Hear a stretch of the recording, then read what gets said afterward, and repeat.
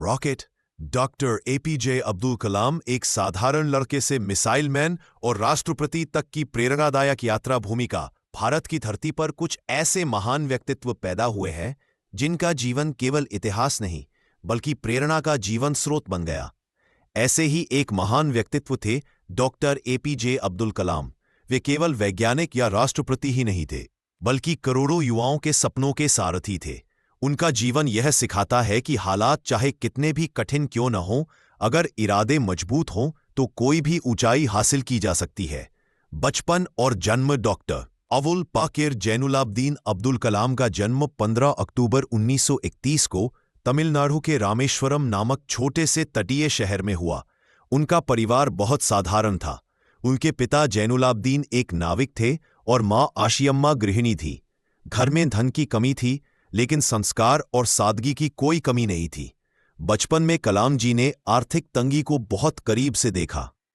पढ़ाई के साथ साथ वे अखबार बेचने का काम करते थे ताकि परिवार की मदद कर सके। यही संघर्ष उनके जीवन की नींव बना। शिक्षा और शुरुआती संघर्ष। कलाम जी पढ़ाई में शुरू से ही मेहनती थे। उन्होंने Schwartz higher secondary school, Rameswaram Saint Joseph college, Tiruchirappalli से भौतिकी में स्नातक और बाद में Madras Institute of Technology MIT से एरोस्पेस इंजीनियरिंग की पढ़ाई की। MIT में पढ़ाई के दौरान उन्हें एक बार प्रोफेसर ने चेतावनी दी कि अगर उन्होंने समय पर प्रोजेक्ट पूरा नहीं किया तो स्कॉलरशिप खत्म हो जाएगी। कलाम जी ने दिन रात मेहनत कर वह प्रोजेक्ट समय से पहले पूरा कर दिया। यही उनकी डिसिप्लिन और समर्पण का उदाहरण है। वैज्ञानिक जीवन की शुरुआत। पढ़ाई पूरी करने के बाद डॉक्टर कलाम ने DRDO, defence research and development organisation में काम शुरू किया। इसके बाद वे ISRO, Indian space research organisation से जुड़े। इसरो में उन्होंने भारत के पहले स्वदेशी SLV-3 satellite launch vehicle project का नेतृत्व किया। 1980 में रोहिणी उपग्रह को अंतरिक्ष में सफलतापूर्वक स्थापित किया गया। यह भारत के अंतरिक्ष इतिहास में स्वर्णिम अध्याय था। Missile man of India. आकाशनाग जैसी मिसाइलों के विकास में महत्वपूर्ण भूमिका निभाई। उनका मानना था कि मजबूत देश के लिए मजबूत रक्षा जरूरी है, लेकिन उन्होंने हमेशा शांति की बात की। वे कहते थे शक्ति का अर्थ युद्ध नहीं बल्कि आत्मरक्षा और आत्मविश्वास है। वक्ताजन परमाणु परीक्षण। 1998 में भारत ने पोखरण में परमाणु परीक्षण किया। डॉक्टर कलाम इसमें मुख्य वैज्ञानिक सलाहकार थे। इस सफलता ने भारत को परमाणु शक्ति संपन्न देशों की सूची में शामिल कर दिया और ये भारत के 11वें राष्ट्रपति। 2002 में डॉक्टर एपीजे अब्दुल कलाम भारत के 11वें राष्ट्रपति बने। वे पहले ऐसे वैज्ञानिक थे जो राष्ट्रपति बने। राष्ट्रपति भवन को उन्होंने राष्ट्रपति भवन नहीं, जनता का भवन बना दिया। बच्चों को, छात्रों और युवाओं से मिलना सबसे ज्यादा पसंद करते थे। इसी वजह से उन्हें कहा गया पीपल्स प्रेसिडेंट, जनता के राष्ट्रपति। लेखक और विचारक। डॉक्टर कलाम एक महान लेखक भी थे।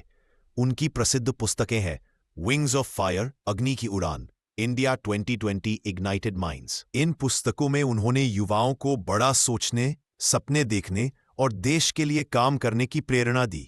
सादगी और जीवन मूल्य। इतना बड़ा पद और सम्मान पाने के बाद भी उनका जीवन बेहद सादा रहा।